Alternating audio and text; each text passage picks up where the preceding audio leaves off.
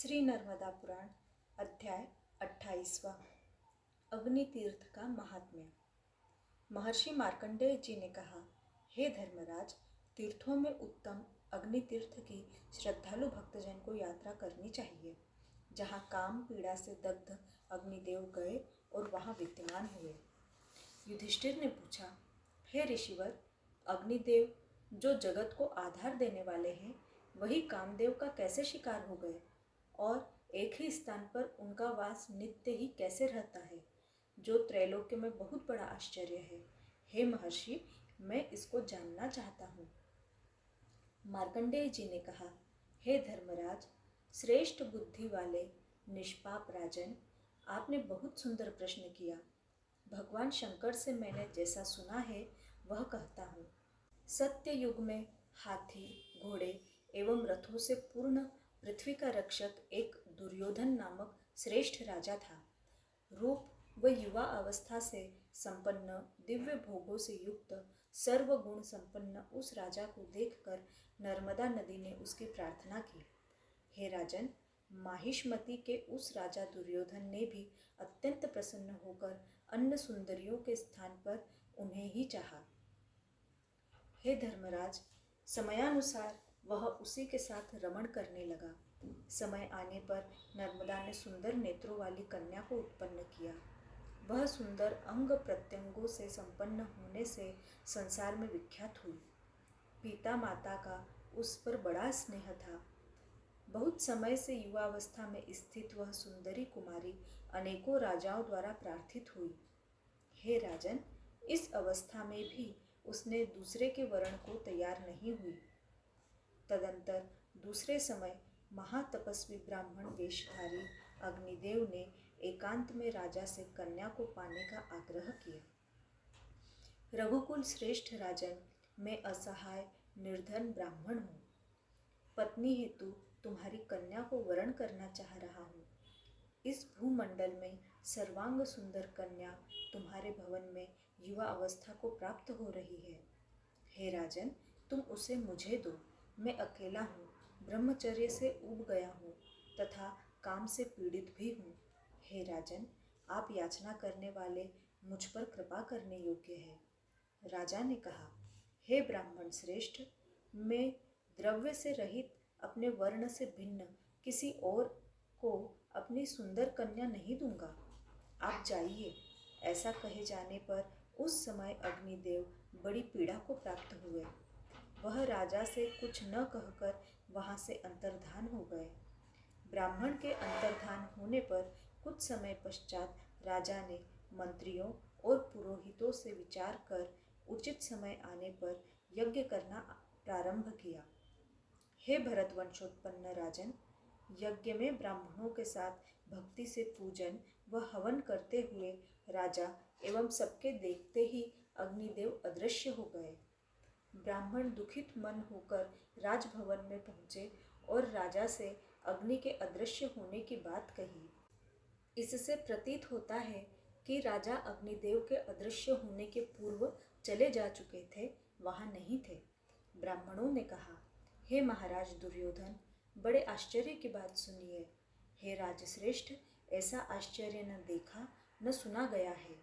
हे राजन, विधि पूर्वक अग्नि कार्य में प्रवृत्त हम लोगों के समक्ष न तो अग्निदेव हिलते हैं न जलते हैं।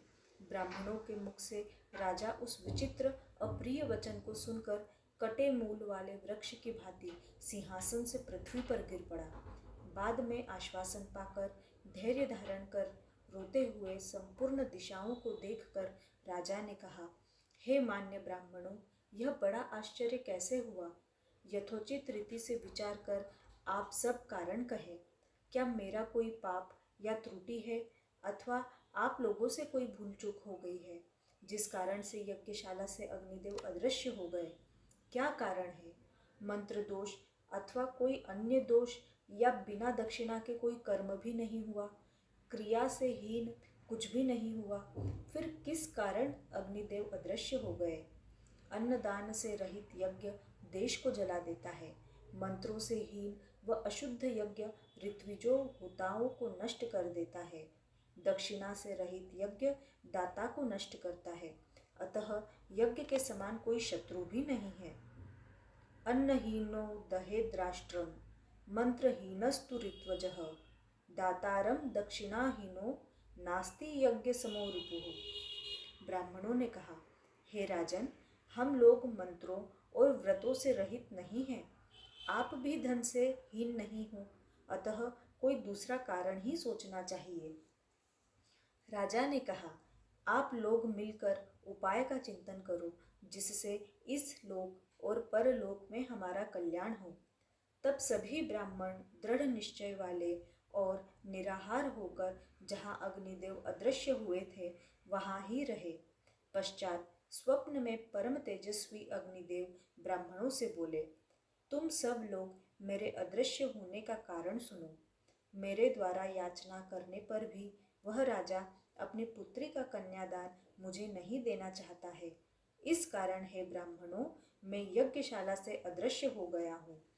यदि राजा मुझे अपनी अलंकृत कन्या देता है तब मैं इसके भवन में प्रज्वलित होकर रहूँगा, अन्यथा नहीं। अग्नि के उस वचन को सुनकर आश्चर्य से भरे नेत्र वाले ब्राह्मण राजा से बोले, आपका मत जानकर हम सब यज्ञशाला में निराहार रहकर अग्निदेव को रात्रि में स्थित हुए देखते रहे। तब उस अग्निदेव ने हमसे कहा, यदि राजा मुझे अपनी कन्या देना चाहे तो मैं इसके घर में प्रज्वलित होऊंगा, अन्यथा नहीं। महाराज, ऐसा जानकर अग्निदेव को तुम अपनी पुत्री देने योग्य हो। राजा ने कहा, हे ब्राह्मण, आपका अथवा उन अग्निदेव का वचन हृदय में रखकर कन्यादान के विषय में एक श्रेष्ठ शर्त रखना चाहता हूँ कि अग्निदेव मेरे घर यदि नित्य रहे तो मैं कन्या दूंगा। इस प्रकार उन ब्राह्मणों ने राजा की बात सुनकर शीघ्र ही अग्नि के पास पहुँचे। उनसे सब कहकर शीघ्र ही विवाह करा दिया। हे राजन, सुंदरी सुदर्शना के मिलने से अग्निदेव संतुष्ट होकर शीघ्र नित्य ही माहिष्मति में उसके समीप ही प्रज्वलित हुए।